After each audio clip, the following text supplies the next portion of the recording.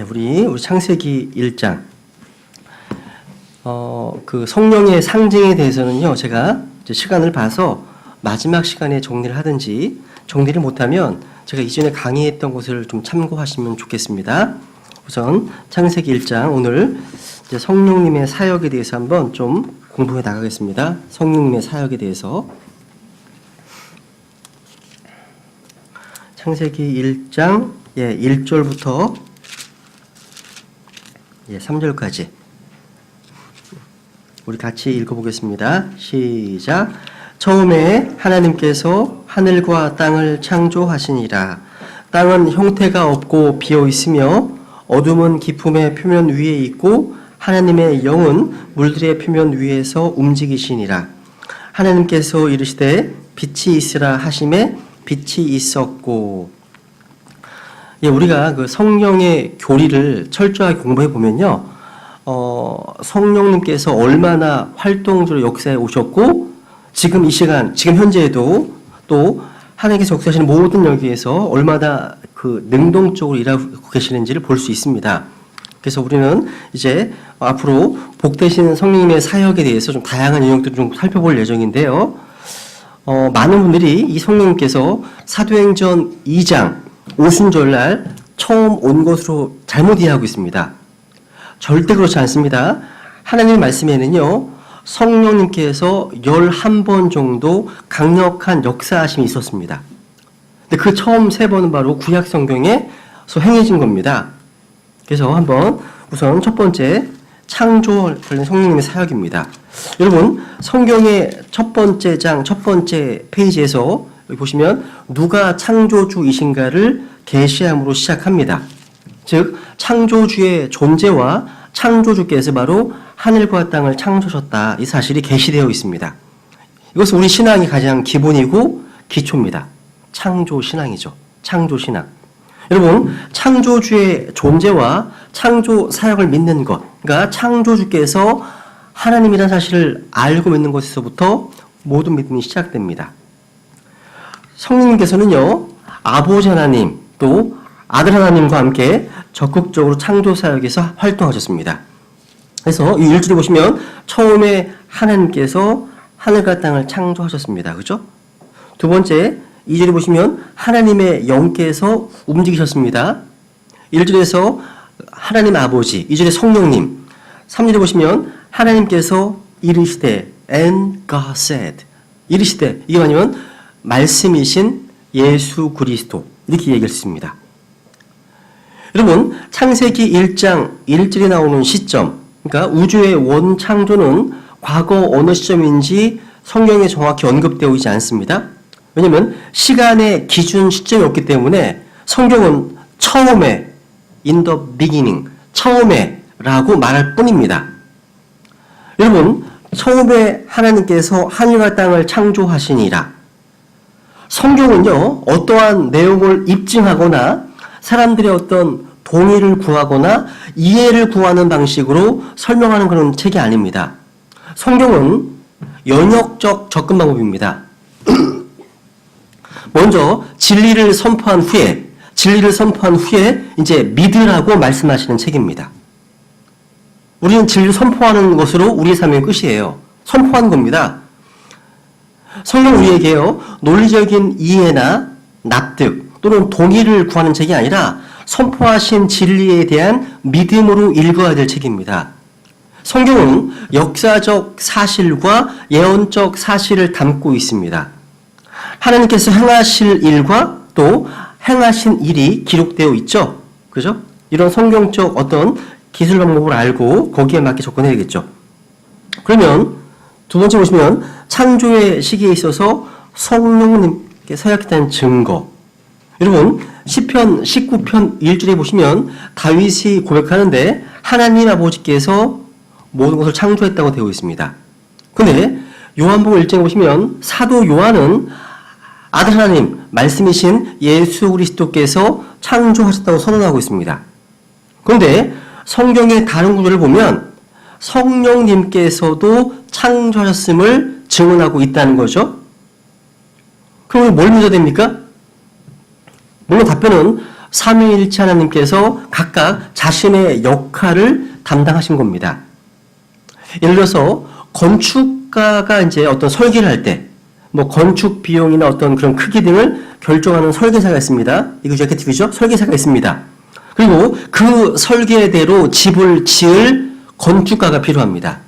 그래서 건축가는 설계된 청사진대로 공사를 해줄 토건업자가 필요하죠. 그죠? 그러니까 설계하는 사람이 있고 건축하는 사람이 있고 또 토건업자가 필요합니다. 마찬가지예요. 하나님 아버지는 관리자, 아들 하나님은 건축가, 성령 하나님은 바로 토건업자 같습니다. 한번 우리 시편 104편을 봐볼까요? 시편 104편 30절. 성경 여러 구절을 보면요, 성령님께서 토건업자처럼 역사하셨음을 보여주고 있습니다. 시편 104편 30절. 30절 보시면 주께서 주의 영을 보내심에 그것들이 창조되어 싸운즉 주께서 지면을 새롭게 하시리로다. 새롭게 하시나이다. 그러니까 주께서 주의 영을 보내심에 그것들이 창조되어 싸운즉 성령은 바로 창조주 하나님이십니다. 성령은 바로 하늘과 땅을 창조하신 하나님이십니다. 성령님은 바로 나를 창조하신 창조주이십니다. 욥은 구약의 어느 누구보다도 창조주이신 성령님에 대해서 분명한 지식을 가지고 있었습니다. 그래서 욥기 26장 13절에 보시면 이런 말씀하죠. 욥기 26장 13절. 욥기에서 두 구절을 보죠. 욥기 26장 13절. 욥기 26장 13절. 그분께서 자신의 영으로 하늘들을 단장하시고 자신의 손으로 그 구부러진 뱀을 지으셨나니 하늘들을 단장하신 분이 바로 뭘 통해서? 자신의 영으로. 이것은 천문학적 지식이나 천체 물리학에 대한 지식을 말하는 게 아닙니다. 이것은 우리에게 지혜와 계시의 영으로 알게 된 영적 지식입니다. 욥은 하나님께서, 즉 성령 하나님께서 하늘을 단장했다는 사실을 알고 고백했고 선포했습니다. 욥은요, 성령님의 창조 사역에 대해서 거듭거듭 말했습니다. 그래서 욥기 넘어보세요. 33장, 이따 또 확인할 텐데 33장 4절. 욥기 33장 4절.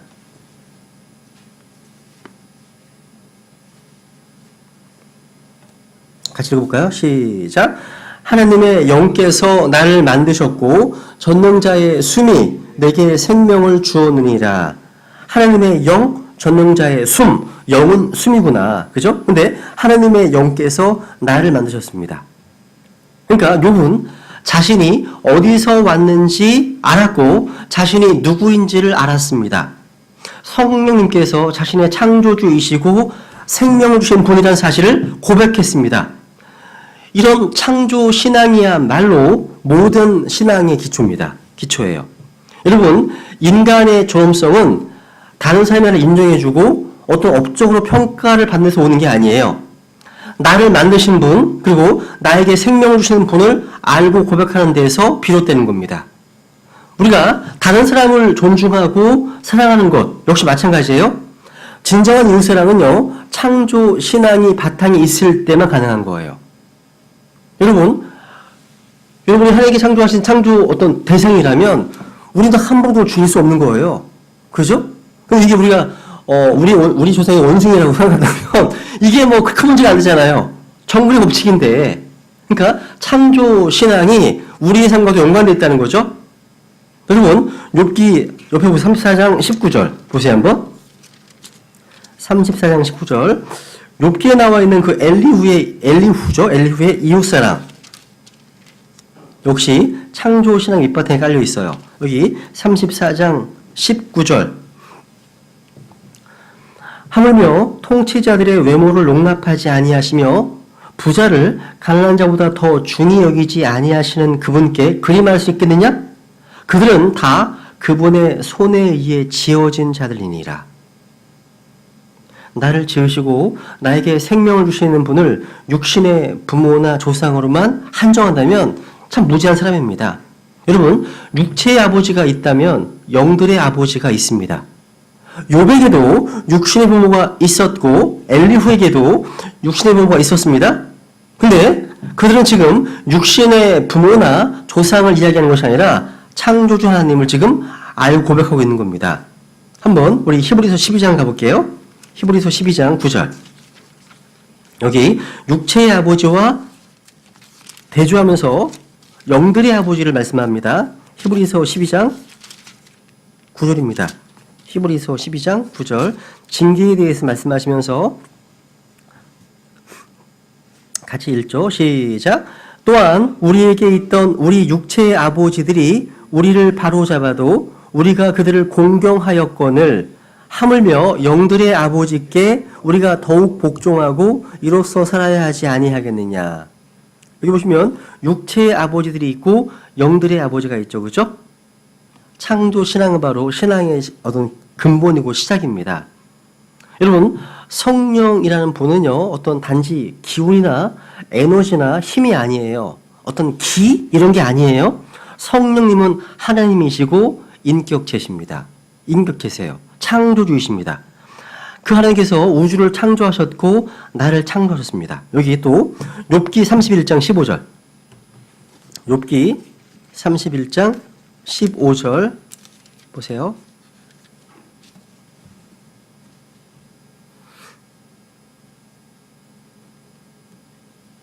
같이 읽을게요. 시작. 나를 태 속에 만드신 분이 그도 만들지 아니하셨느냐? 한 분이 우리를 태 속에 짓지 아니하셨느냐? 야, 보세요. 태 속에 우리를 짓지 아니하셨느냐? 이 짓는다는 말이요. 영어로 뭐로 되어 있어요? 패션. 패션. 야, 패션입니다. 패션. 우리의 얼굴 모양, 몸 다 주님께서 빚으신 겁니다. 빚으신 거예요. 여러분 모습 그대로를 주님께서 지으신 거죠. 그죠? 이런 면에서는 성형외과가 돼서는 안 되는 거겠죠. 그죠? 특별한 어떤 컴플렉스가 있지 않는 한 주신 그대로가 좋은 겁니다. 다 자연 미인이에요. 하나님의 작품이거든요. 전부 다. 모두가 다요. 저도 자연 미남입니다. 태어날 그대로입니다. 마찬가지 아닙니까? 그죠? 이사야서 64장을 볼까요? 이사야서 64장. 이런 말씀이 많아요. 이사야서 64장 8절. 이사야서 64장 8절. 유명한 구절이죠. 그죠? 같이 읽겠습니다. 시작. 그러나 오 주여 이제 주는 우리의 아버지시니이다. 우리는 진액이요 주는 우리의 토기장이시오니 우리는 다 주의 손으로 지으신 것이니이다. 주님 나를 지으셨습니다. 나를 만드셨습니다. 나에게 생명을 주셨습니다. 그래서 주님께서 나를 지으셨기 때문에 주님께 나를 부르고 나를 부르시고 나는 그분께 응답하는 거예요.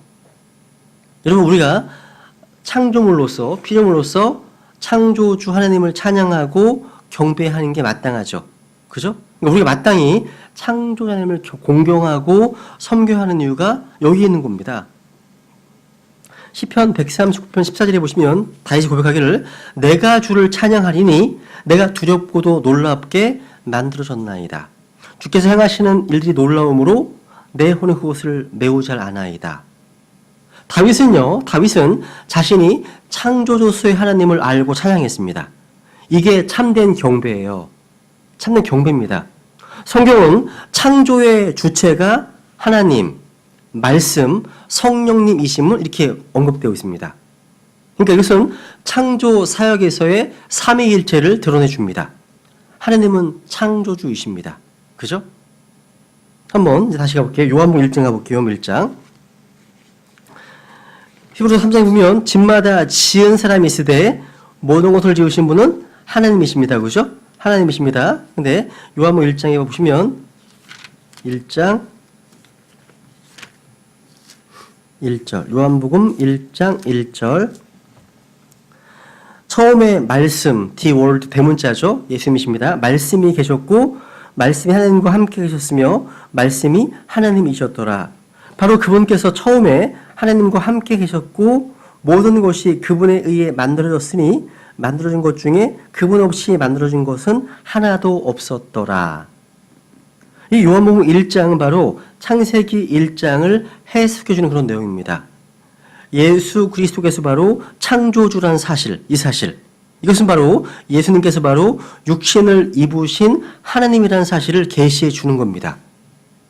요한은 논리적인 설명이나 어떤 증거 대신에 놀라운 진리를 다만 선포해 주고 있을 뿐이라는 사실이죠. 고린도 전설 가볼게요. 8장 6절. 고린도 전서 8장 6절. 우리에게는 오직 한 하나님 곧 아버지가 계시나니 모든 것이 그분에게서 났고 우리도 그분 안에 있노라. 또 한 주 예수 그리스도가 계시나니 모든 것이 그분으로 말미암아 존재하고 우리도 그분으로 말미암아 존재하느니라 말씀하십니다. 여기서 창조사에게서 하나님 아버지와 예수 그리스도를 보게 되죠. 이렇게 하나님과 예수 그리스도 성령님께서 바로 함께 사역하셨습니다. 그죠? 놀라운 것은요, 이 세상은 유형의 물질에서 만들어진 게 아닙니다. 무형의 말씀, 하나님의 입술의 기운, 창조적 권능으로 지어준 건 사실입니다. 이런 점에서 유물론을 주장하는 공산주의자들의 말로 어리석은 그 자체입니다.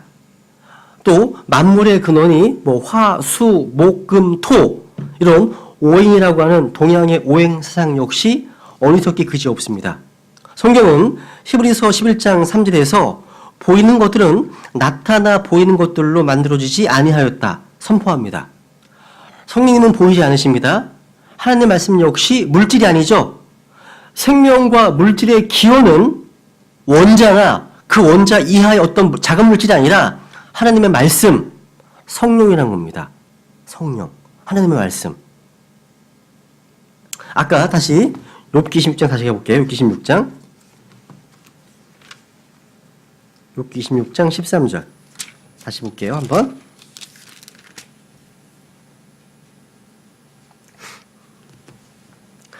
그분께서 자신의 영으로 하늘들을 단장하시고 자신의 손으로 그 구부러진 뱀을 지으셨나니.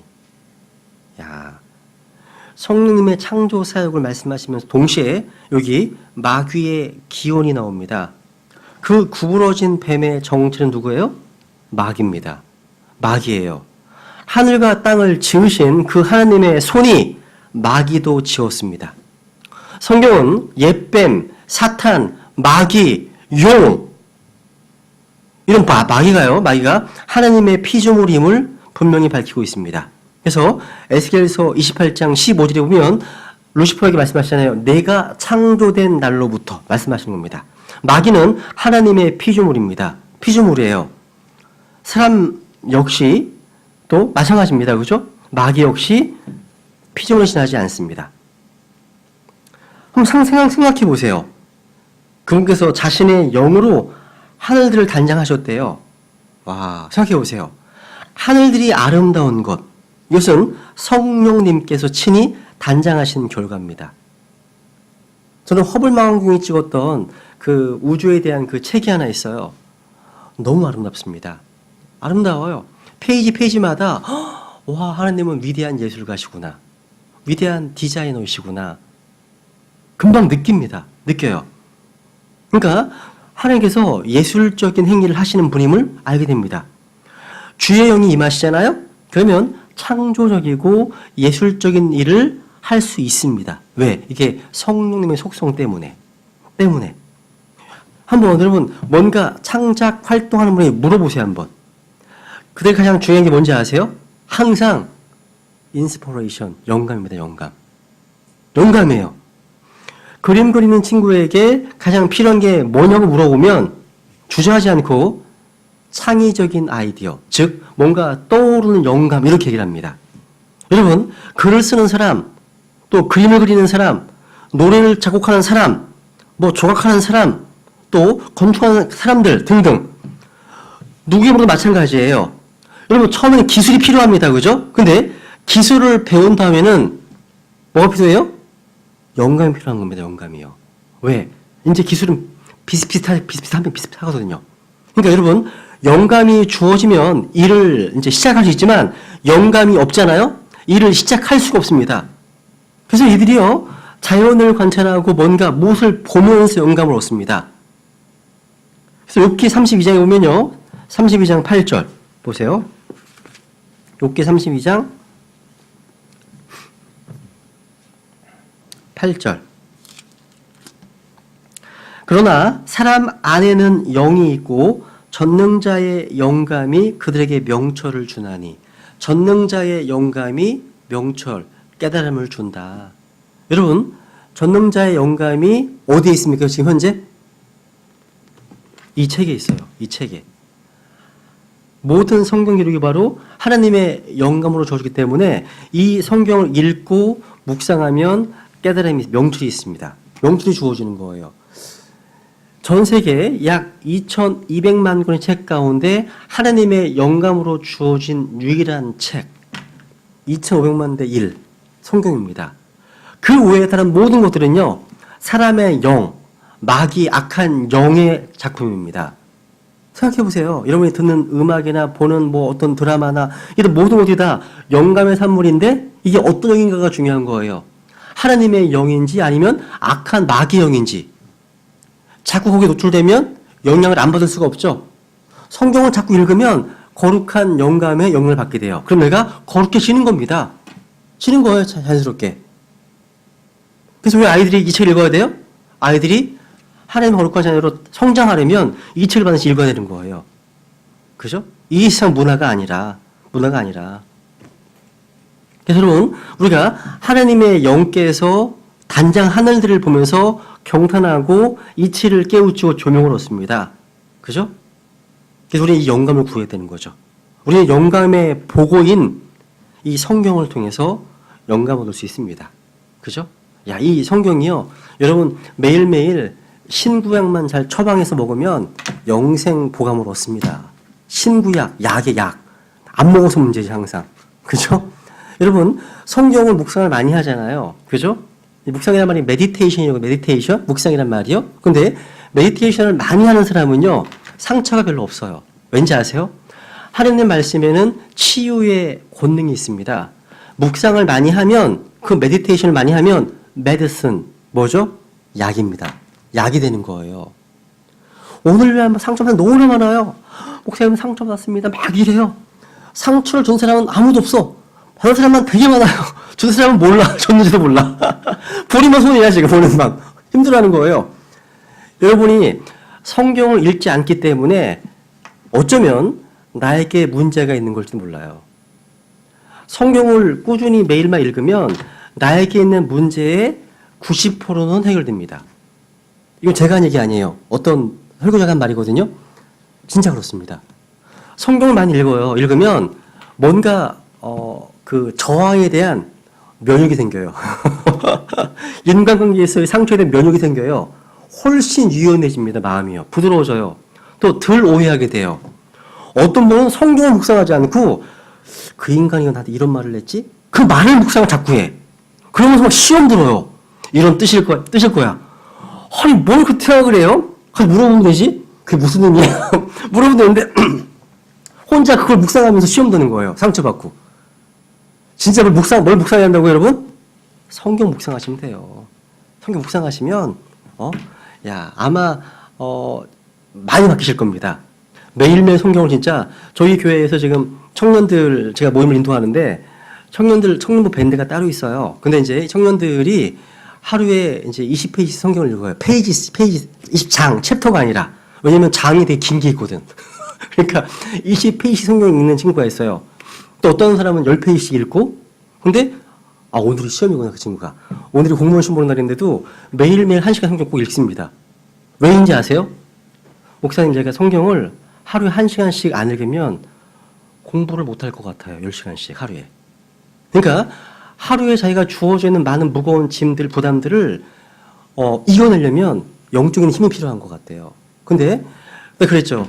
그럼 오늘 시험 끝나면 안 읽는 거 아니야? 그러게요. 그러더라고요. 여러분, 매일매일 한번 도전해 보세요, 진짜. 작심삼 3일도 괜찮아요. 3일 끝나 다시 하면, 또 하시면 되잖아요. 이렇게 하다 보면 일주일, 한 달 되는 거예요, 이게. 그래서 최소한 1년에 성경을 한 3번 정도 읽으셔야 되지 않겠습니까? 너무 많은가? 2번, 한 번? 한 번 읽어야죠. 나중에 천국에 하늘에 갔는데, 오바다가 악수를 청하는데, 죄송합니다, 누구신가요? 얼마나 창피할 거, 오바다가 누구지? 성경 딱 한 장밖에 없으면서 한 장밖에 안 나와. 오바다는요. 오바다 내용이 뭔지 아세요? 아, 저 오바다 읽으면서 교만이면 줄 알았습니다. 이러면 오바다가, 되게 반가워할 거예요. 반가워할 거면 거기 에돔의 교만이 나오거든요. 그게 뭔지 몰라. 학계? 누구시죠? 창피한 거죠. 성경 친절한 사람들이, 그죠? 성경을 몰라 안 읽어서. 이거 창피한 겁니다, 여러분. 지금 뭐 얘기가 나죠, 지금. 그죠? 네. 다시 보세요, 한번. 예, 창세기 1장 아까 읽었죠? 1장 다시 보시면, 창세기 1장 2절 보면, 여기,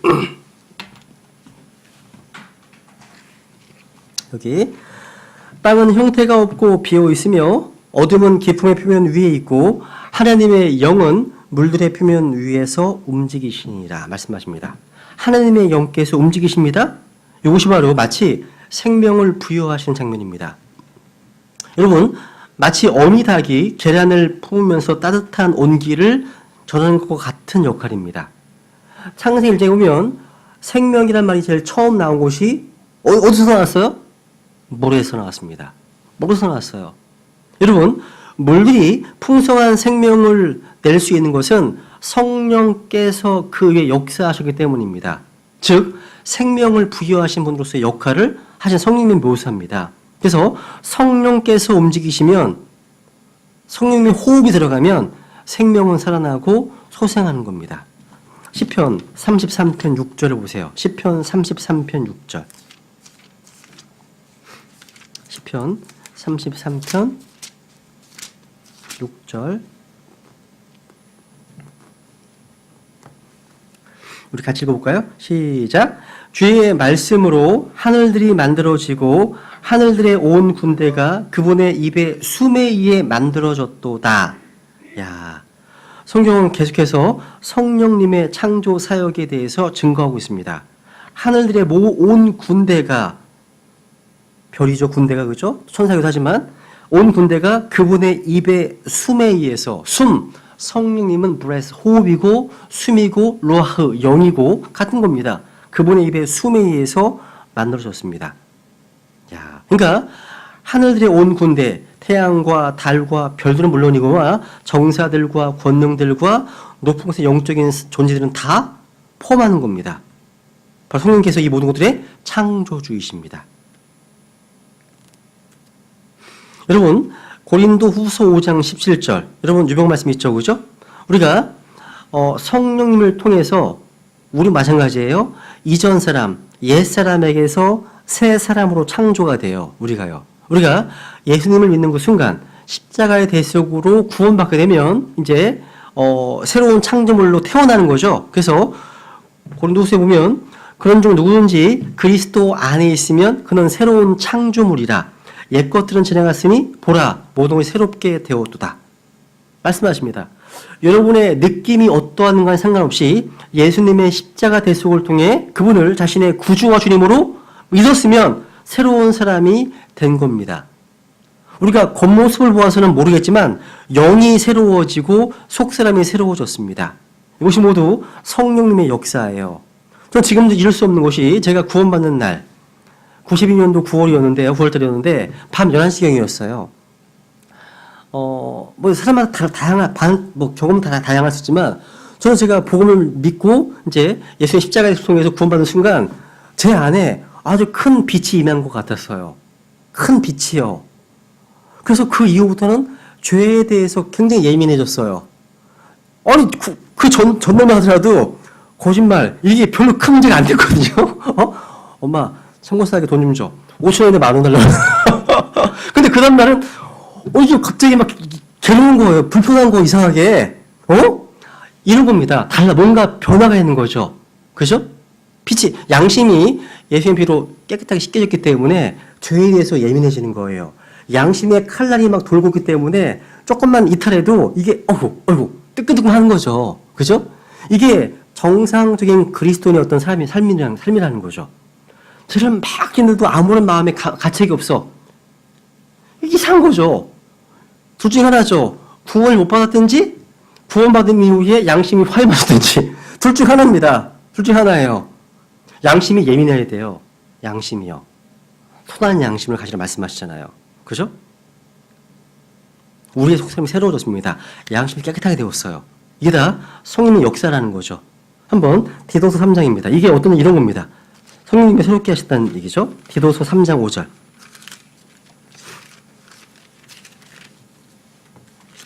디도서 3장 5절. 그분께서 우리를 구원하시되 우리가 행한 의로운 행위로 하지 아니하시고 오직 자신의 긍휼에 따라 다시 태어남의 씻음과 그다음 성령님의 새롭게 하심으로 하셨고, 이게 구원받는 날 성령께서 새롭게 하셨습니다. 새로운 창조물로 태어나게 하셨습니다. 새로워진 거죠. 그죠? 그러니까 성령님을 통해서 사람이 새로워지고 생각도 새로워지고 영이 새로워진 겁니다. 기쁜 날이죠. 그죠? 그 다음에 C번. C번 보시면 이제 창조 때 행하신 성령의 특별한 역사입니다. 첫 번째 뭐냐면 성령께서는 생명을 부여하신 일을 하십니다. 이게 생명을 부여하시는 것은요, 성령님의 가장 기본적인 사역이에요. 여러 곳에 나옵니다. 특히 창조 때 성령님은 생명을 부여하는 일을 하셨습니다. 우선 하나만 볼까요? 고린도후서 3장 6절. 고린도후서 3장 6절. 고린도후서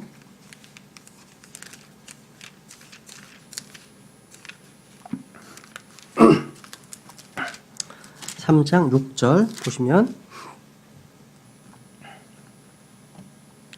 그분께서 또한 우리를 새 상속 언약, 신약입니다. 신약. 새 상속 언약의 유능한 사역자로 삼으시되 글자의 사역자가 아닌 영의 사역자로 삼으셨나니 글자는 죽이되 영은 생명을 주느니라. 영은 생명을 준다 하시죠. 성령께서는 바로 하나님의 호흡이시고 생명의 호흡이기 때문입니다. 성령께서는 바로 사람의 영을 다시 태어나게 하십니다. 새로운 생명을 주신다는 거예요. 생각해보세요. 오늘날 죽어있는 범법과 죄들 가운데 죽어있는 죄인들에게 죽어있는 설교를 선포하는 죽은 설교자. 한번 생각해보세요. 과연 여기 어떤 열매가 있을까요? 열매가 있으려면 오직 하나님의 영께서 하나님의 사역자를 위해 임해야 되고, 또한 그 사역자들이 선포한 그 말씀들이 듣는 자의 마음에 뿌려지도록 해야 됩니다. 그리고 오직 성령님께서 임하셔서 그 씨가 듣는 자의 영혼 안에서 생명 있게 역사할 때 비로소 우리는 사람들이 변화되고 뿌리가 막 성장하기를 기대할 수 있습니다. 그래서 여러분, 자신의 무력함을 깨닫는 것은 위대한 깨달음입니다. 나는 무력한 자구나. 나에게 능력이 없구나.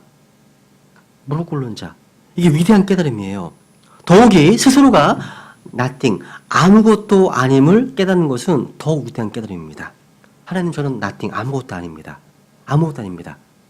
제가 아닙니다. 오직 그리스도께서, 성령께서만 역사하셔야만 가능합니다. 이런 고백들. 그러니까 성령님의 강한 손이 아니고서는 죽어있던 죄인과 성도들의 마음판에 어떠한 글자도 적을 수 없지만, 근데 그 성령께서 역사하시면 우리 마음속에 하나님의 말씀이 새겨질 수 있습니다. 여러분, 그래서요, 기도하셔야 돼요. 매주 수요일 날, 토요일 날, 주의 첫날 말씀 들으실 때 마음속에 기도하세요. 하나님, 성령께서 들려주는 이 말씀들이 제 마음판에 글자로 새겨달라고. 저도 기도합니다. 선포하는 말씀이 성도들의 마음판에 성령께서 새겨달라고 기도합니다. 그럼 잊혀지지 않아요. 잊혀지지 않습니다. 요즘 그런 거 없으세요? 저는 이제 제가 구원받고 나서요, 지금도 이제 잊혀지지 않는 설교들이 되게 많아요. 근데 잊혀진 설교들이 왜 다 기억날까 생각해보면 갈급했거든요. 갈급했거든요. 대지가 다 기억나. 첫 번째, 두 번째, 세 번째를 그대로 따라할 수 있을 것 같아요. 그러니까 마음속에요. 성령께서 내 마음에 새겨주신 말씀들은요. 잊혀지지가 않습니다. 94년도에 했던 어떤 분이 했던 설교도 기억나고 지금 다 기억나고요. 그러니까 여러분 그냥 와서 최선다니까 의리적으로 기계제로 와가지고 듣다가 가고 이게 아니라 이왕 예배에 참여하셨다면 하나님 말씀이 내 마음에 새겨지기를 기도하셔야 됩니다. 이 예배 시간만큼 내가 예배에서 승리하고 싶습니다. 그러니까 예배 가운데 승리하지 못하면 하나님을 인격적으로 만나지 못하면 이 말씀이 내 안에 임하지 않으면 익숙하지 않으면 일주일 동안 사람 뻔한 겁니다. 뻔한 거예요. 우리는 마리아가 먼저 되고 마르다가 되는 거죠. 그죠? 하나님 먼저 예배자로 부르시고 그 다음에 섬기는 자로 이끄십니다. 예배자가 아닌 사람 섬기는 하나님 부르신 적 없습니다. 성경 안 나와요. 먼저 예배자가 돼야 됩니다. 먼저요. 자세, 태도가 필요하다는 거죠. 어떤 목사님이 저한테 그러시더라고요.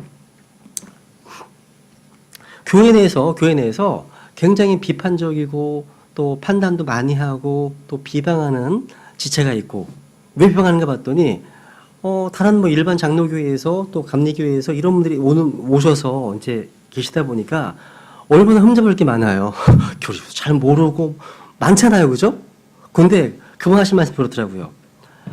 자기가 보기에 비방하는 그 사람보다 일반 교회에서 오신 그분들의 자세, 태도가 훨씬 훌륭하다고.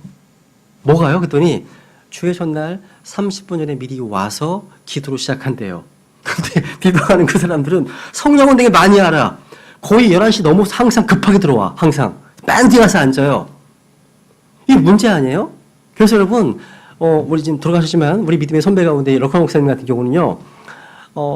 이제 교회마다 돌아다니시면서 했던 사경의 주제 중에 가장 많이 했던 주제가 뭐냐면 이거였어요. Bad attitude Christian blow out. 이게 사경의 주제였어요. 이게 나쁜 태도를 가진 크리스찬 아주 꺼져버려라. 아주 강하죠. 이런 거예요. 그러니까 성경 지식은 있고 비리적으로 많이 분별하고 있다고 하는데 태도가 엉망인 거죠. 예배의 자세, 옷 입는 자세, 전도의 자세, 기도하는 자세 이게 너무 엉망이라는 거예요. 이게 덕이 빠진 거죠. 덕이요. 성장하려면 믿음의 덕의 지식을 올라가잖아요. 믿음의 덕이 없이 지식 올라가 버린 거죠. 이건 잘못 배운 거죠. 먼저 덕스러워야 하는 겁니다. 먼저. 그죠? 어쨌거나 하나님의 영께서요. 우리를 지배하셔야 되는 거예요. 우리를요. 성경에는 성령으로 충만하라 명령하고 있죠.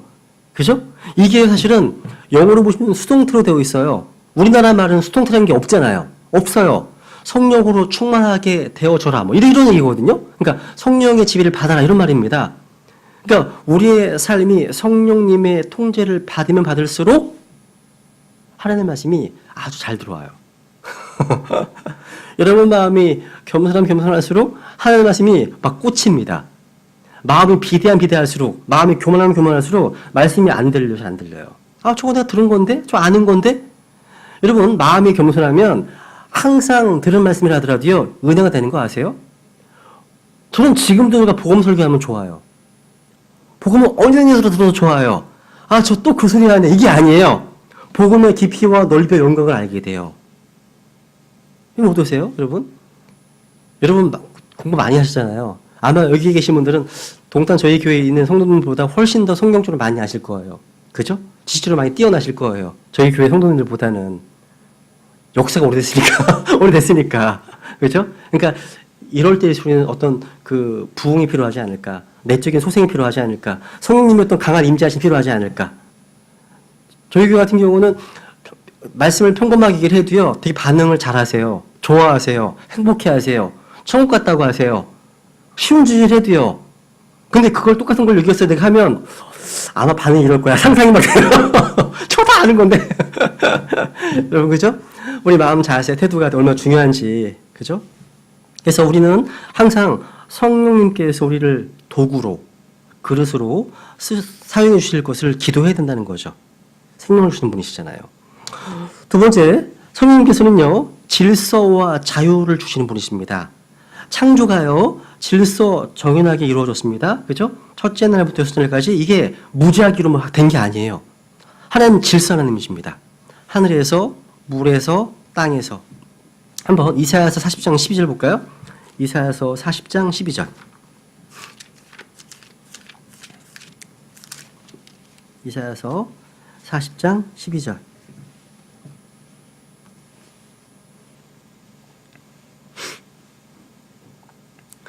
누가 자기 손바닥으로 물들을 되고 뼘으로 하늘을 재며 되로 땅의 먼지를 담고 큰 저울로 산들을 작은 저울로 작은 산들을 달았느냐. 무슨 얘기예요? 하나님께서 산과 들과 이런 걸 만드실 때 정확하게 측정을 해서 측량을 해서 만드신 거예요. 그러니까 물들을 어떻게 하셨다고요? 됐다. 물들의 양을 정하신 거예요. 지구의 물이 몇 %예요? 70%가 바다죠. 그죠? 70%. 그죠? 우리 몸에도 마찬가지 비슷합니다. 이 물량을 정하신 분, 하나님이신 거예요. 이 물보다 훨씬 적잖아요? 적거나 많으면 일교차에 문제가 생깁니다. 바다는 어떤 온도 조절기가 역할을 하잖아요. 그죠? 낮에 받은 열을 저장했다가 서서 식혀가잖아. 물이 너무 적어. 그러면 이게 안 되는 거예요. 그러니까 그 물량을 정하신 분 하나님이시라는 거죠. 그죠? 하나님께서. 여러분, 이러한 질서가 무너져 버린 무질서와 혼란은 마귀의 작품이지 하나님 작품이 아닙니다. 그렇기 때문에 성령님께서 이 말씀들의 영감을 주시고 또 이 말씀들을 섭리 가운데 보존하신 킹제임 성경 외에, 킹제임 성경에는 아무런 오류가 없고 모순됨이 없는 겁니다. 그런데 이 말씀들을 마음대로 삭제하고 이문대로 바꾸고 첨가 오늘날 성경들은요, 그 자체가 혼돈이고 바이블 바벨입니다. 모순이 가득합니다. 오늘날 마귀가 가장 활발하게 역사하고 있는 곳이 어딜까요? 저는 성경 개정위원회라고 생각합니다. 성경 개정위원회예요. 마귀는 뭐 디스코텍 이런 데에 있는 게 역사하는 데가 아니라 성경을 번역하는 데 가장 많이 활발하게 역사합니다. 특히 로마 캐톨릭과 밀접한 연관이 있어요. 성경 번역은 연관이 있어요. 어쨌거나 마귀는 혼란의 창시자입니다. 그래서 고린도 전서 14장 33절에 보시면 하나님은 혼란의 창시자가 아니요 화평의 창시자를 말씀하십니다. 주께서는 질서의 하나님이십니다. 우리에게 자유를 주시잖아요. 그죠? 구절만 볼까요? 고린도전서 14장 가볼게요. 고린도전서 14장 40절. 전서 14장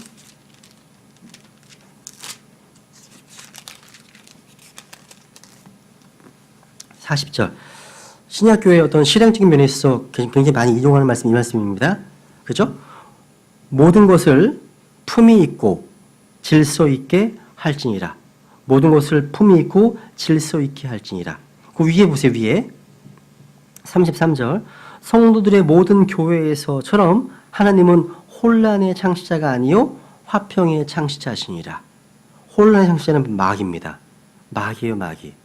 제가 레위기를 읽다 보니까요. 레위기 18장이나 20장 같은 데 보시면 하나님께서 정해놓으신 순리, 남자 여자를 통해 가정을 이루는 이런 것이 아닌 뭐 근친상반, 동성애 나오잖아 하시면서 이것을 하나님께서 뭐라고 보시면 confusion, 혼돈이다.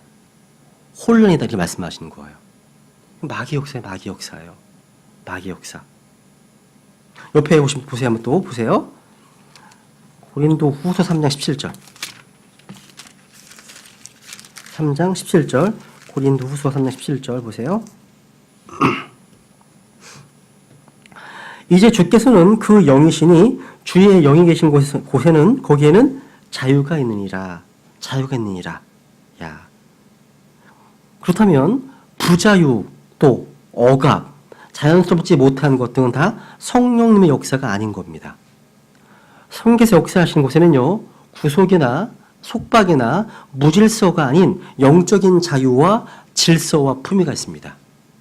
그죠? 영적인 자유와 질서, 품위가 있다는 거죠. 그래서 여러분, 성령으로 충만한 사람들은요, 가장 큰 자유를 누립니다. 그래서 여러분, 성령님에 대해서 한번 이런 예를 한번 들어볼게요. 어느 나라에서요, 진도 6 이상의 강한 지진이 발생했어요. 집들이 이제 무너졌고 부상자가 많이 이제 나는 큰 지진이었습니다. 근데 이것보다 더 큰 피해가 있었는데 그것은 건물과 도로의 파괴 외에 전선이 다 끊어져서 전력이 공급되지 않게 되었던 겁니다. 전력이 안 되는 거야 지금. 그래서 모든 사회적인 생활, 개인적 생활이 중단돼 버린 겁니다. 은행에서는 컴퓨터가 작동하지 않기 때문에 단돈 1달러 내줄 수가 없어요. 또 단전으로 모든 일이 마비되어 버렸습니다. 이 사건을 통해서 우리는요, 우리의 삶 속에 깊이 개입되어 있는 전기와 같은 존재를 느낄 수 있습니다. 바로 신앙의 전기, 바로 성령님이신 거예요. 성령님을 통해서 고난을 이겨내고 예수님을 증언하는 용기를 얻고 죄와 탐심도 이겨낼 수 있습니다. 세상처럼 무능해 보이지만 그래도 교회가 2000년 동안 존재해온 것은 성령님의 능력 때문입니다. 전기 같은 존재신 거예요. 여러분, 전기를 잃은 현대 문화가 맥을 못 추는 것처럼 성령님을 잃은 교회들은 무기력과 어두움 속에서 헤어날 길이 없습니다. 교회에요, 성령님이 계시지 않는다면 그것은 무의미와 혼돈 그 자체일 뿐입니다. 그래서 근데 성령님께서 역사할 수 있도록 그분의 자리를 비워둔다면, 이 교회에 비워둔다면 그분께서 교회를 움직이시고 질서 가운데 운행하실 겁니다. 그분의 자리를 내어드리면 그분께. 그럼 세 번째 보시면 성령께서는요 또 보존하십니다. 흔히 이제 우리가 우주의 보존은요 하나님의 말씀과 연관이 있다고 얘기하죠. 한번 히브리서 1장 3절 보세요. 히브리서 1장 3절.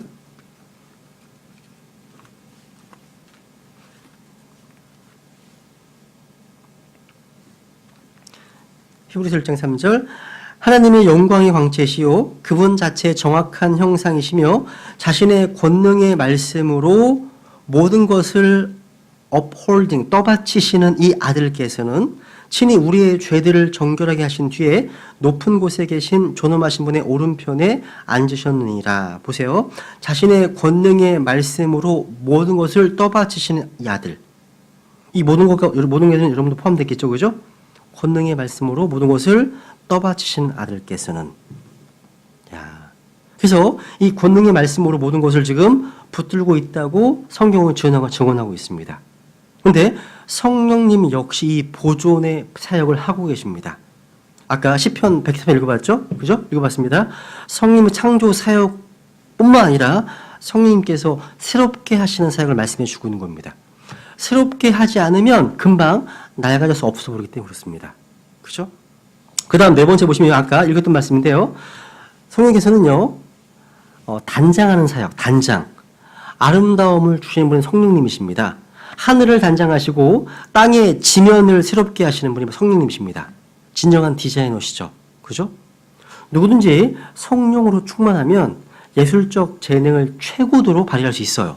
충만하면요.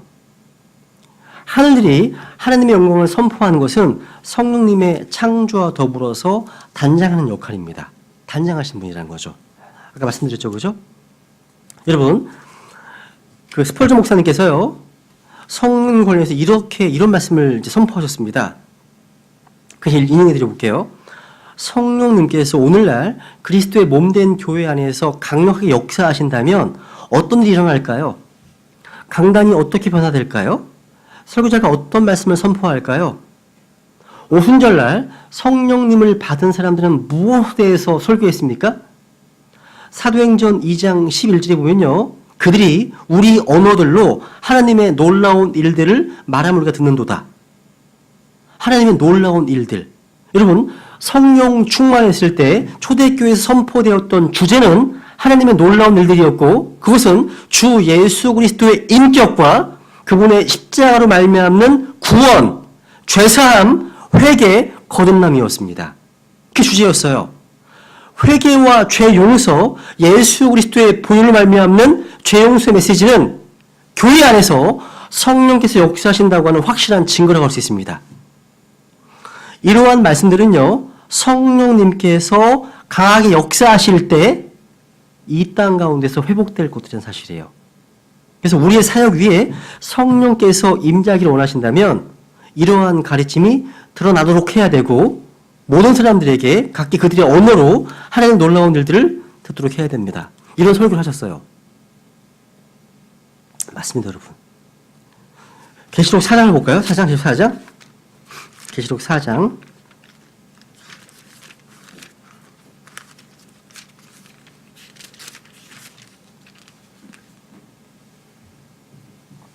계시록 4장 11절. 창조의 목적이 뭐예요? 이건 확인하고 넘어가죠. 4장 11절. 같이 읽게요. 시작. 오 주여, 주는 영광과 존귀와 권능을 받기에 합당하시오니 주께서 모든 것을 창조하셨고 또 그것들이 주를 기쁘게 하려고 존재하며 창조되었나이다 하더라. 창조의 목적은 바로 주님을 기쁘시게 하기 위함입니다. 이것이 바로 인생의 존재와 의미의 목적이죠. 그죠? 이사야서 43장 7절에 보면 내가 내 영광을 위하여 그를 창조하고 그를 지었으며 그를 만들었다고 말씀하고 있습니다.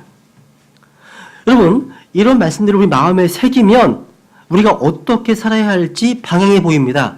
우리는 주님을 기쁘시게 하기 위해서 지음받은 존재들입니다. 결코 실수로 우리가 이 땅을 사는 존재가 아니에요. 우리 지음받은 존재가 아닙니다. 그죠? 주께서는 자신의 영광을 위해서 창조했다고 말씀하고 있습니다.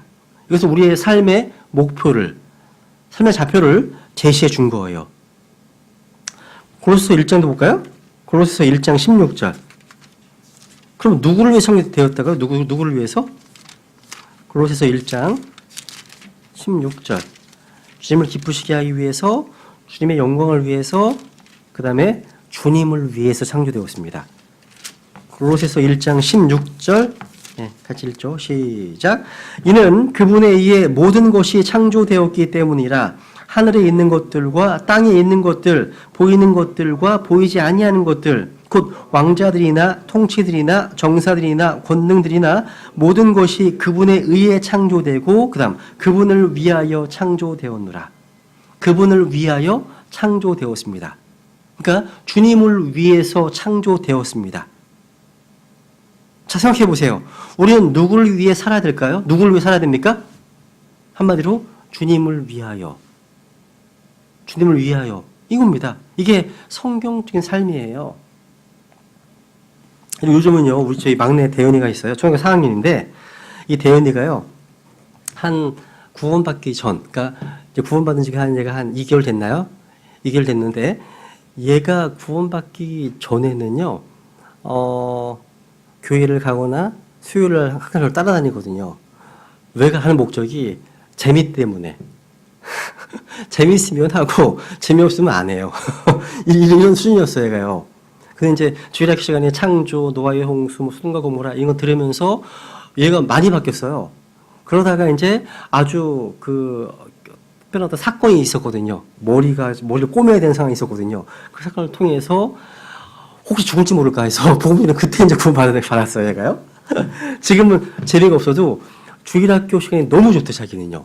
너무 좋고, 너무 재밌고, 그래서 맨날 이제 예배 끝나고 한 4, 5시면 집에 가잖아요. 가면 뒤에서 맨날, 아빠, 노아의 아들이 누군지 알아? 하면서 막 계속 물어봐요. 나를 시험하는 거예요, 자꾸요. 그래서, 아빠, 오늘 공부하고 다 얘기를 해요. 그러니까 이게, 구원받기 전 거가 너무 다르구나. 초등학교 4학년이라 하더라도 구원을 받으니까 아이가 너무 달라지는 거죠. 맞습니다, 여러분요. 맞아요. 그러니까 이전에는 삶의 목적이 재미였어요. 엔터테인먼트였죠. 맨날 딱지치고 맨날 팽이 돌리고 맨날 뭐하고 이랬거든요. 제가 오죽하면 월요일 만나면 되게 피곤해요. 얘랑 딱지치고 다니고 얘랑 팽이 돌리고 있고 혼자 내가 하면서 내가 뭐하고 있냐 하면서 회의가 들고 막. 그래도 어디 가서 하는지 아세요? 우리 집 옆에 고등학교가 있어요. 광원고등학교라고 있어요. 잔디밭이 있어서 되게 좋아해. 애가 좋아하거든요. 그래서 잔디밭에 가가지고 맨날 딱지를 치고 있어. 그러면 옆에 고등학생 애들이요. 상문과를 봐요. 홀리고. 쟤들 뭐지? 하면서 아빠하고 애들 딱지를 치고 있으니까 엄청 웃기잖아요. 근데 요즘은 내가 편해졌어요, 이제. 내가. 자꾸 이제 나를 통과시켜 안 하니까. 마찬가지예요. 우리 구원받은 성경 신자들의 어떤 삶의 목적은 우리의 재미가 아니에요. 내가 선호하는 이게 아니에요. 아니라 뭐예요? 우리를 구원하신 주님이 기준입니다. 그러니까 그분께서 기뻐하시니까, 그분께서 또 좋아하시는 일이니까 하는 거고, 주님께서 원치 않는 일이라면 하지 않는 거예요. 단순한 겁니다. 그죠? 단순한 겁니다. 그래서 하나님께서 바로 우리가 날마다 새롭게 해주시고 주님의 뜻대로 살도록 힘을 주신다는 사실. 두 번째 보세요. 이 주제는 아마 성경론 시간에 했던 내용도 있는데요. 우선 어렵지 않아요. 우선 베드로후서 1장 우선 읽어보고 넘어가죠. 베드로후서 1장 20절 21절. 성경 관련된 성경의 사역입니다. 베드로후서 1장 20절 21절.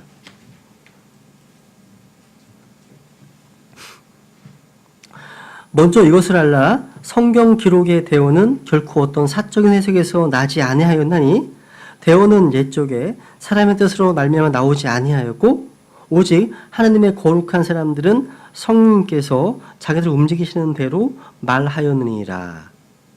그러니까 이 대언, 하나님 말씀은 바로 성경의 저자이시면서 해석자이십니다. 그죠? 그래서 그 목사님이 이런 얘기를 하셨어요.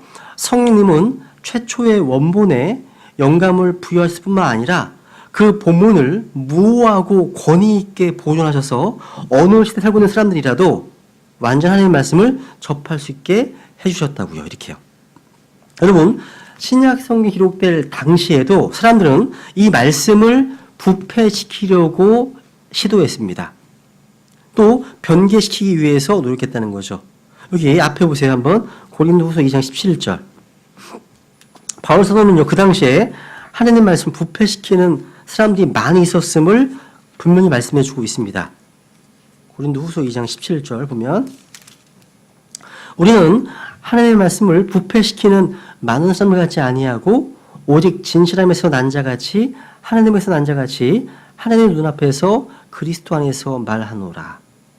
이 당시에 하나님의 말씀을 코러프트, 부패시키고 썩게 만들고 변질시키는 그런 사람들이 많이 있었습니다.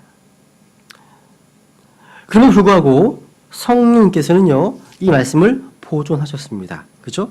시편 6절, 7절. 그죠? 이 말씀 다 기억하시죠? 그죠? 주님께서 영원히 보존하셨습니다. 그러니까 하나님의 말씀을 파괴하려는 마귀의 시도에도 불구하고 성령께서는 이 말씀을 부패시키려는 사탄의 도구들로부터 성경을 보존하셨습니다. 하나님의 은혜로 우리는 현재 오류 없는 순수한 말씀을 현재 가지고 있습니다. 성경은 최초의 원본에만 영감을 주신 것이 아니라 우리가 손에 잡고 있는 이 킹제임스 성경에도 동일한 영감을 주셨습니다. 성경에서 성경 기록, 스크립처라는 단어가 결코 원본을 지칭하지 않습니다. 그죠? 성경은 바로 성경의 저자는 성령님이시라는 거죠. 창세기부터 요한계시록까지의 모든 성경 기록은 바로 성령으로 말미암아 말한 것입니다. 그리고 성경의 저자는 바로 성령님이십니다. 그래서 성령님께서 움직이신 대로 말했기 때문에 성경은 전적으로 성령님의 영감으로 된 것입니다. 하나님의 말씀이 살아있고 권능 있는 이유는 여기에 성령님의 영감이 있기 때문입니다. 여러분, 성령께서 물들의 표면 위에서 움직이셨습니다. 그죠? 또 흙으로 사람을 지으실 때에도 그 코에 생명의 숨을 불어넣으셨죠. 마찬가지입니다. 성경에서 이 문자, 이 말씀에 영감을 불어넣으심으로 성경은 살아있는 책이 되었습니다. 그죠? 살아있는 책이 되었습니다. 그 성경을 주님의 책, 주의 책, 하나님의 말씀이라고 부르는 겁니다. 그래서 여러분, 성령께서 하나님이시라고 하는 가장 확실한 증거는 성경의 저자요, 성경의 하나님의 말씀이라는 점에 있다는 사실이에요. 성령님께서 이 하나님의 말씀을 통해서 우리를 가르치시고 인도하시고 영적 생명을 낳으십니다. 성령님이 없다면 하나님의 말씀이 없어요. 없는 겁니다. 한번 사무엘하 23장 볼까요? 23장? 사무엘하 23장 2절.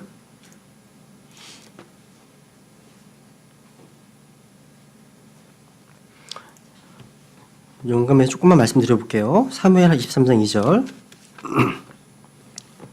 여기 주의 영께서 나를 통하여 말씀하셨으며 그분의 말씀이 내 혀에 있었도다. 주의 영께서 나를 통하여 말씀하셨으며 여러분, 대원자들이 하나님의 말씀을 할 때는 반드시 주의 영께서 임했습니다. 성령을 통하지 않고 누구도 하나님의 말씀을 받아 말할 수 없습니다. 대원자들은 성령께서 말씀해 주시는 것을 받아서 말했습니다.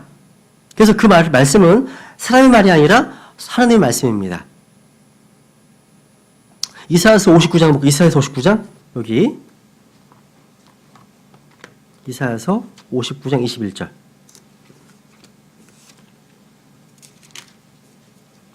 이사야서 59장 21절. 네, 같이 읽어볼까요? 시작. 나로 말하건대 이것이 그들과 맺은 내 언약이니라. 주가 말하노라. 곧 내 위에 있는 내 영과 내가 내 입에 둔 내 말들이 이제부터 영원토록 내 입과 내 씨의 입과 내 씨의 입에서 떠나지 아니하리라. 주가 말하노라. 야, 여러분, 성령님은 바로 하나님의 호흡, 하나님의 숨입니다. 여러분, 입에서 뭐가 나와요? 입에서요? 입에서? 말만 나와요? 그렇죠. 입에서 호흡도 나오잖아. 그렇죠? 입에서 호흡과 말이 같이 나오는 거예요. 여러분, 한번 해보세요. 호흡하지 않고 말을 해보세요. 한번 해보세요. 호흡하지 않고 말해봐요, 한번. 잘 안 되더라고요. 되세요? 여기는? 호흡하지 않고 말이 안 돼요. 그죠? 숨을 내쉬지 않고 말을 할 수 없습니다. 말이란 반드시 뭐가 있어요? 호흡과 함께 나오는 거예요.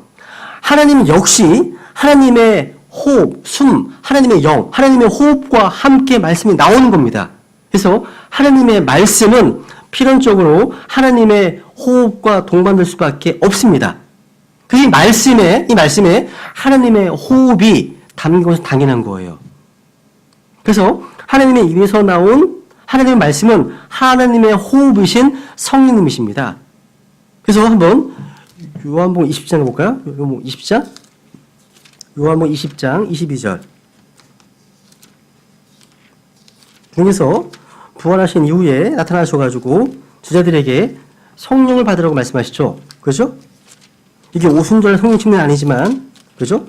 성령님을 주셨어요. 이 당시에도. 20장 22절 보시면, 이제 문을 통해, 그냥 병을 통해 들어오셨죠. 그죠? 22절에 보시면, 그분께서 이것을 말씀하시고, 그들 위해 뭐 하셨어요?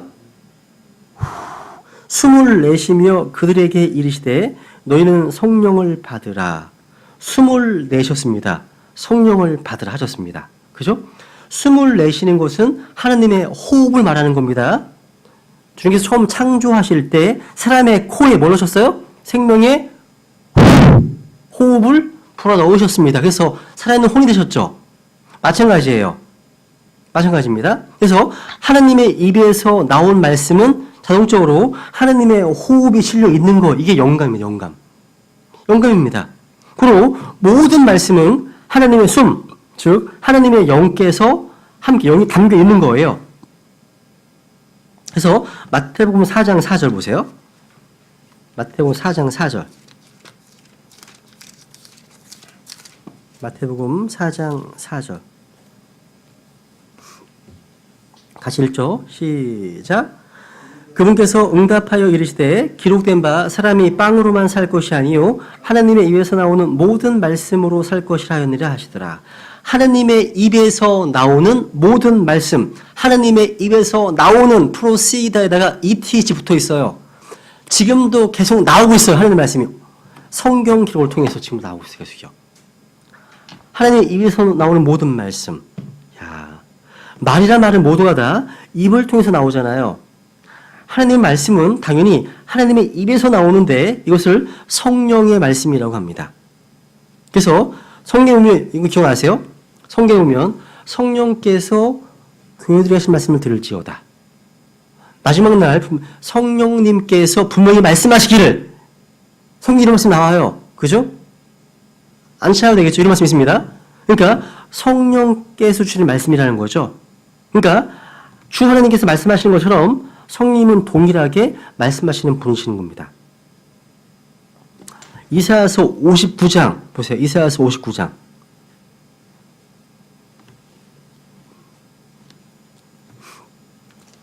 이사야서 59장.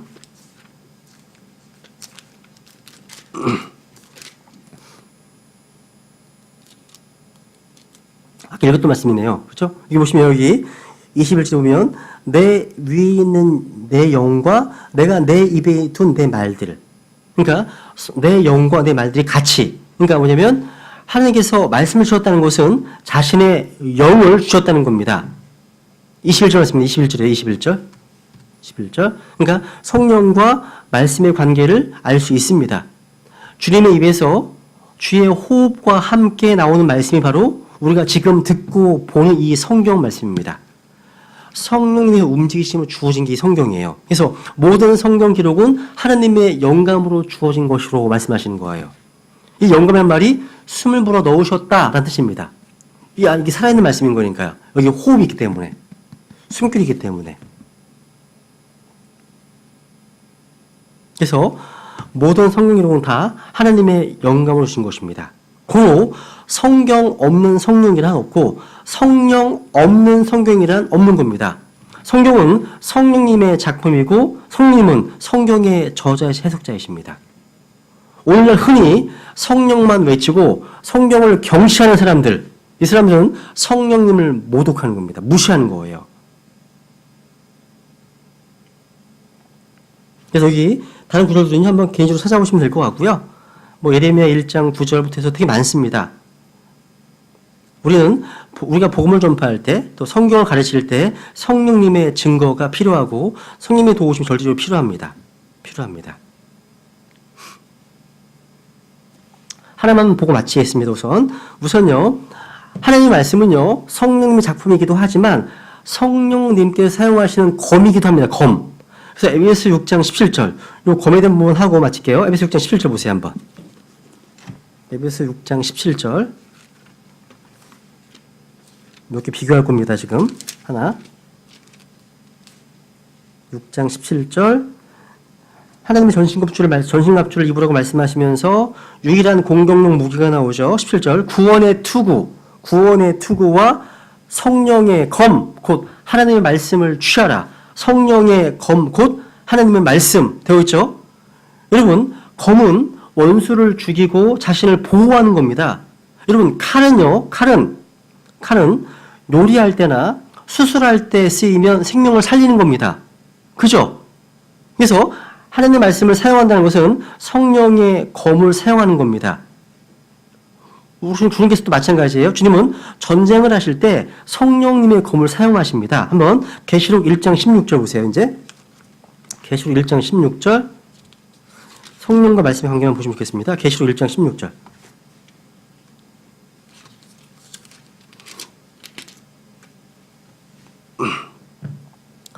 그분의 오른손에는 이제 부활 승천하시는 영광 받으신 예수님이시죠. 그분의 오른손에 7별이 있으며 그분의 입에는 양날 달린 날카로운 검이 나오고 뭐가 나온다고요?